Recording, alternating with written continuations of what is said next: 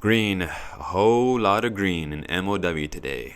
Well, I am Zero the Hero, and this is In the Key Demos Wrestling Review.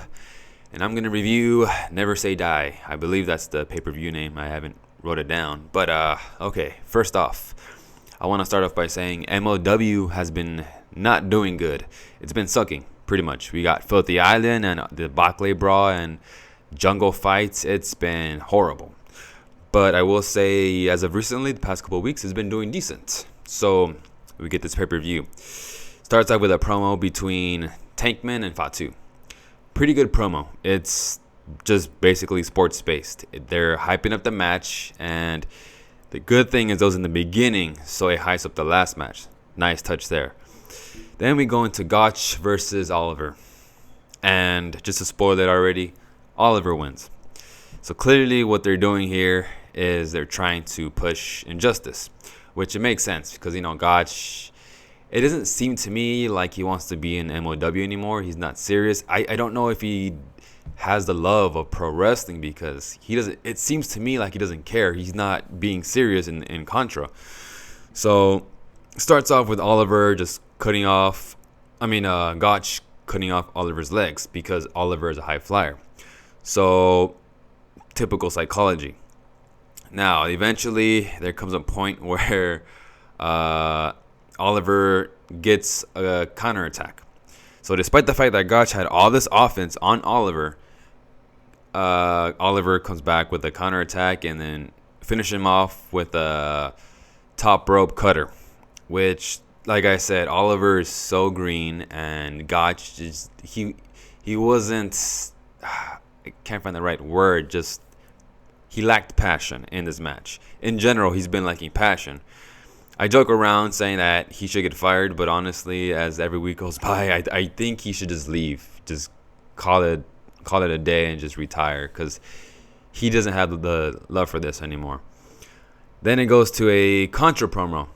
And I realized this. You know what?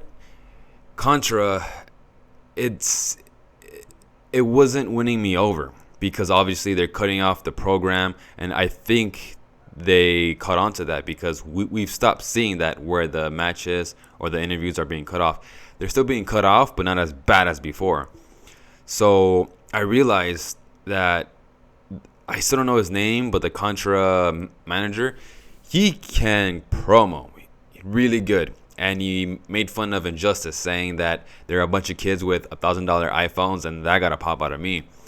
So it was a good match. A good promo. And I would like Contra if they were just this kind of serious and didn't have this whole ruining the whole technical difficulty thing going on. That just needs to stop. But you know what? They're actually winning me over.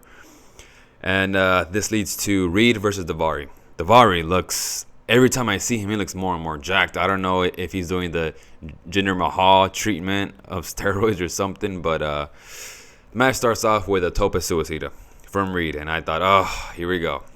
But, for the most part, Daivari did very well. He did the same thing as Gotch did. He cut off his legs.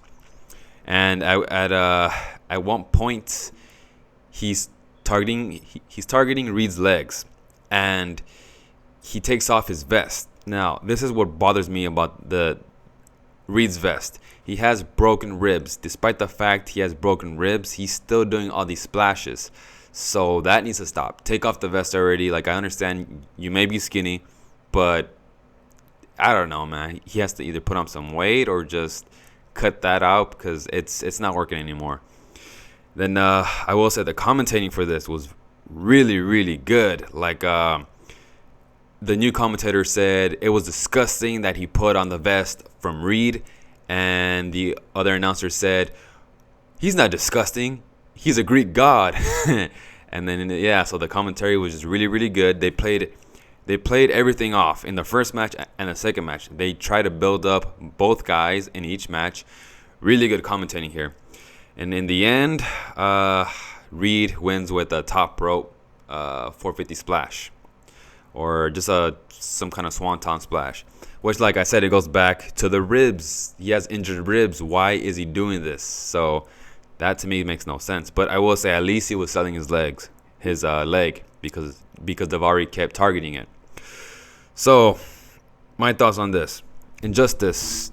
They're clearly green, and they went over guys who had somewhat star power. They're not John Cena or Randy Orton level stars, but I mean, they're from WWE. So it makes sense why they're pushing them. I still think it's way too early for these guys. These guys are way too green, but they do have potential. But we'll see if they live up to it. Now, after this, we get a news report that MLW is gonna work with Dragon Gate. I'm not sure about this promotion. I'm not really a fan of the whole Japanese strong style, but it's good to see constant collaboration with other companies. We've already seen MLW work with AAA, New Japan, so good to see just this keep going on. It's good. It's good for everybody. Then we go to a Hammerstone promo. Despite the fact that the man looks like $1,000,000, he can't promo. His promos,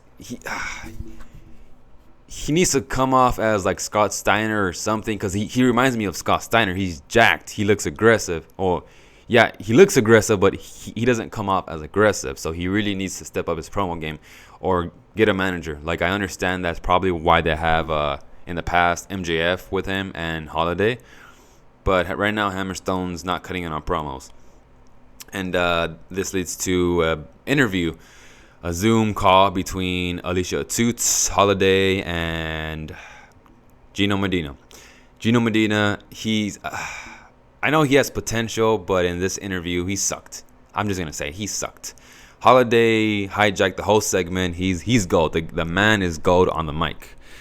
Alicia Toots was just there, whatever. But basically, they're going to have a match for Holiday's title, the Caribbean title.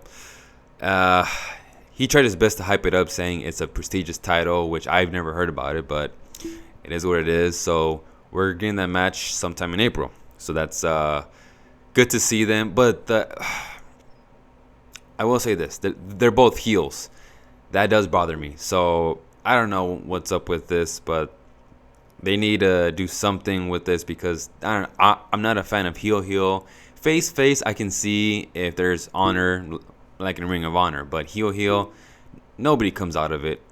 Somebody comes out as a baby face. So it goes against booking. But that's just my old school mentality. So the last match, the main event.